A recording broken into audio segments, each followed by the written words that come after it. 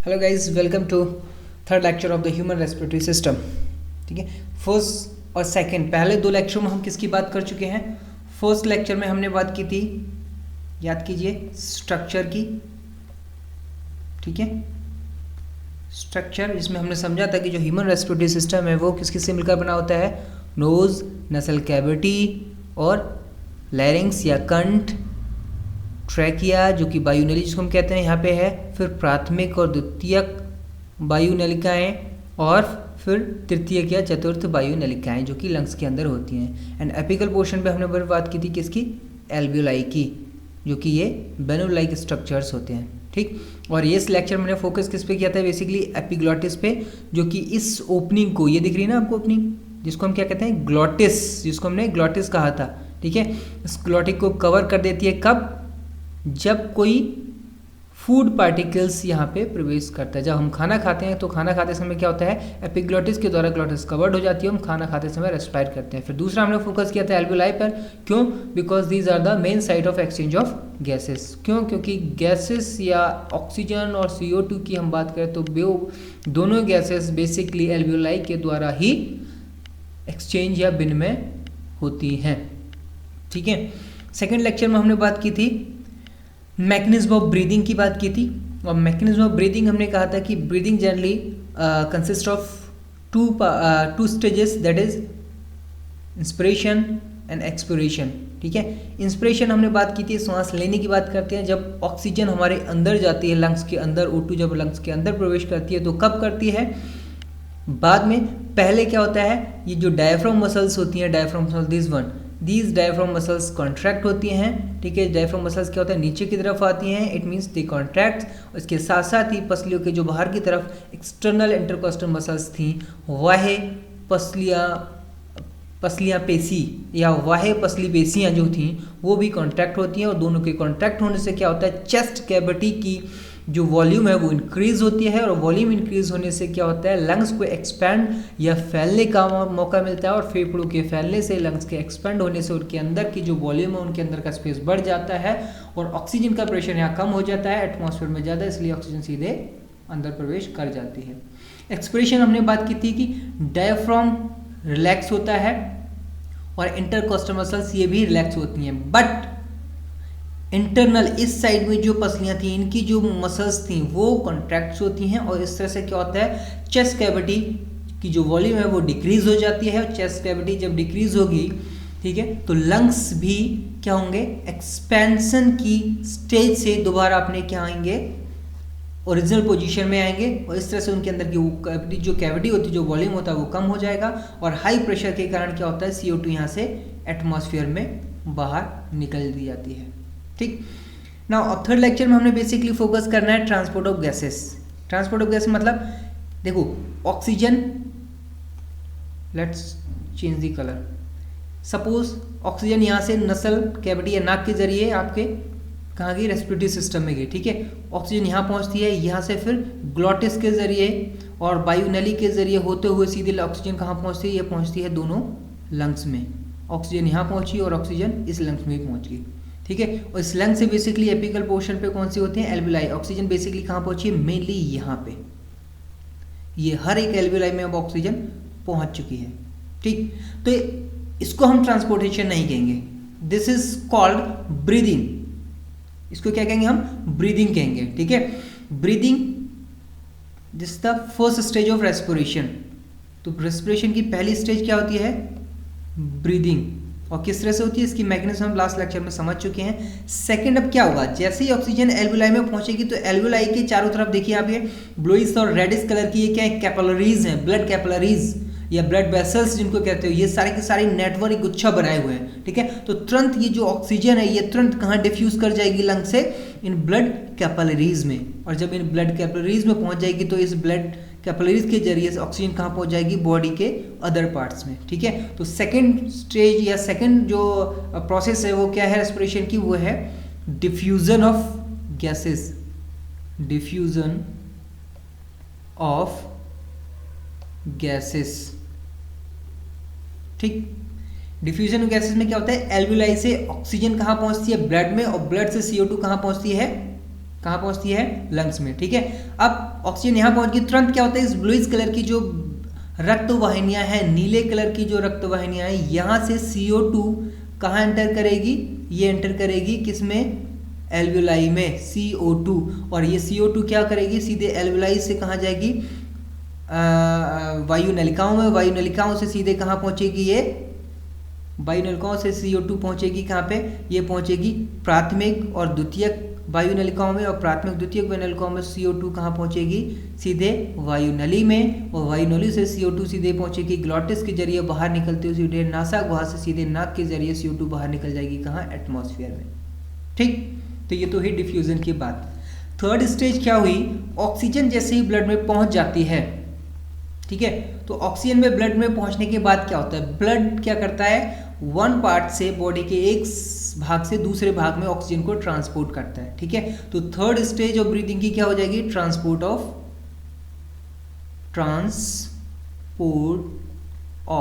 Oxygen. ठीक, तो oxygen कहाँ ट्रांसपोर्ट होती है? इन एल्वियोलाई की जो ब्लड कैपिलरीज है यहाँ से बॉडी टिश्यू में।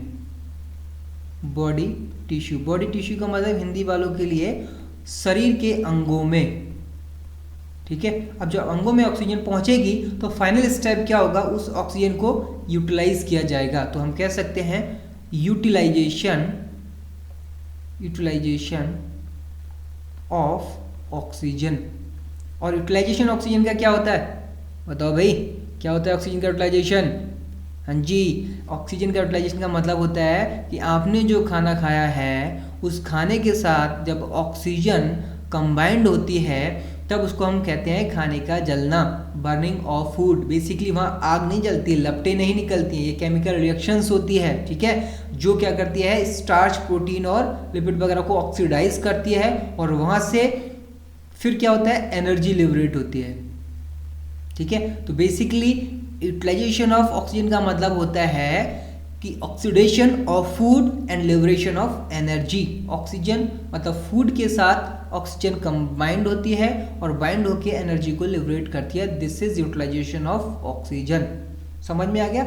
The whole process is called respiration. ये वाली जो प्रोसेस है यूटिलाइजेशन, इसको हम कहते हैं एक्सटर्नल रेस्पिरेशन, और ये जो बेसिकली है ये दो स्टेप, इनको कहते हैं हम इंटरनल रेस्पिरेशन। समझ में आ गया? पहले बात कर चुके हैं। ठीक है, तो अब हमें थोड़ा सा फोकस करना है किस पर? ट्रांसपोर्ट ऑफ ऑक्सीजन, एंड इसके साथ साथ अब ट्रांसपोर्ट ऑफ CO2 की बात भी कर लेंगे, क्योंकि ऑक्सीजन तो लंग से बॉडी पार्ट्स में ट्रांसपोर्ट हो रही है, ऐसे ही CO2 बॉडी पार्ट से कहाँ आएगी? इन बॉडी टिश्यू से CO2 कहाँ आएगी? लंग्स में। ठीक है, तो अब हम बात क्या करेंगे? Transportation of oxygen and CO2। Now comes to the point. Oxygen की अगर हम बात करें तो ऑक्सीजन समझ लीजिए 97% ऑक्सीजन हीमोग्लोबिन के द्वारा ट्रांसपोर्ट होती है, और हीमोग्लोबिन का एक molecule, this is one molecule of haemoglobin, haemoglobin का एक अणु ऑक्सीजन के 4 मॉलिक्यूल्स को ले जाता है। ठीक है, दिस वन। तो और बाकी 3% ऑक्सीजन कौन ले जाएगा? बाकी 3% ऑक्सीजन ले जाएगी प्लाज्मा। तो ब्लड के 2 पार्ट होते हैं, आपको पता होगा, एक तो ब्लड सेल्स और दूसरा ब्लड प्लाज्मा। नहीं पता है तो ब्लड के जो लेक्चर्स हैं उनको अच्छी तरह से देख लीजिए। ठीक है, हीमोग्लोबिन कहाँ पाया जाता है? RBCs में। तो बेसिकली 97% जो ऑक्सीजन होती है वो RBCs के द्वारा ट्रांसपोर्ट होती है, क्योंकि उसमें हीमोग्लोबिन पाया जाता है, और हीमोग्लोबिन का 1 मॉलिक्यूल ऑक्सीजन के 4 मॉलिक्यूल्स को कैरी करता है। ठीक, अब एक क्वेश्चन यहाँ आता है, क्या हीमोग्लोबिन के साथ CO2 बाइंड नहीं हो सकती? बिल्कुल हो सकती है, और CO2 का प्रेम हीमोग्लोबिन के साथ जितना है, ऑक्सीजन का प्रेम हीमोग्लोबिन के साथ उतना नहीं है।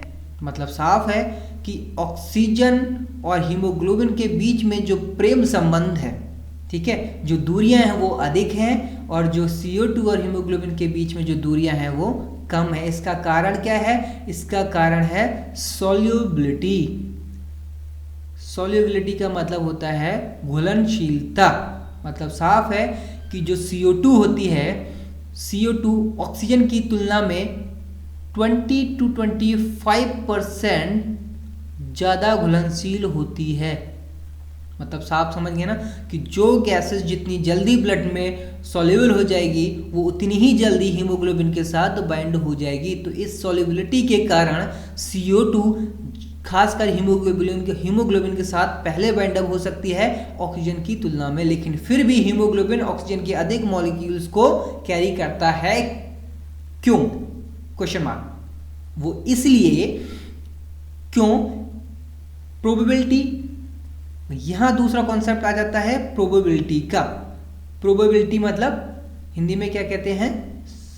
शायद संभावना, या जो भी कहने, संभावना कुछ और होता है, ठीक है छोड़ दो। Probability, probability. अब ये क्या है? प्रोबेबिलिटी का मतलब है अगर मान लिया CO2 का मॉलिक्यूल यहाँ पे सिर्फ एक ही है और यहाँ पे ऑक्सीजन के मॉलिक्यूल 4 हैं, 4 ऑक्सीजन के मॉलिक्यूल्स हैं, तो प्रोबेबिलिटी क्या है कि अगर ये ऑक्सीजन का मॉलिक्यूल्स पहले नहीं पहुंच पाया सॉल्युबल होके, तो हो सकता है ये पहुंच जाए, ये नहीं पहुंच पाया हो सकता है ये पहुंच जाए, ये नहीं पहुंच पाया हो सकता है ये पहुंच जाए। तो मतलब साफ है कि ऑक्सीजन की जो कंसंट्रेशन है, number of molecules of oxygen is greater than the CO2, that's why haemoglobin carry more oxygen than the CO2, that's it.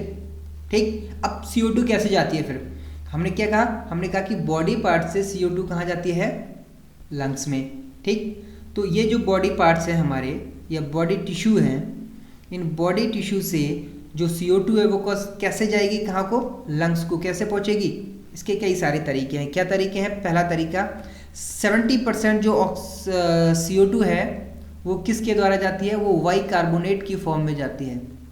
Bicarbonate, क्योंकि आपको पता है, क्या पता है? हाँ, क्या पता है? ऊपर क्या पढ़ा? याद करो यार, ऊपर हमने पढ़ा था कि ऑक्सीजन के मॉलिक्यूल्स की कंसंट्रेशन ज़्यादा होने के कारण हीमोग्लोबिन के साथ CO2 को मौका नहीं मिल पाता किसका? बाइंड होने का। इसीलिए अधिकतर जो CO2 है वो बाइकार्बोनेट के साथ, या बाइकार्बोनेट की फॉर्म में ट्रांसपोर्ट होती है। इसके अलावा और भी बहुत सारे फैक्टर्स होते हैं, लेकिन मुझे लगता है कि जनरल स्टडी के पर्पज से आपके लिए इतना काफ़ी है। हाँ, PMT के लेक्चर्स में इससे ज़्यादा ज़रूरी होता है। ठीक है।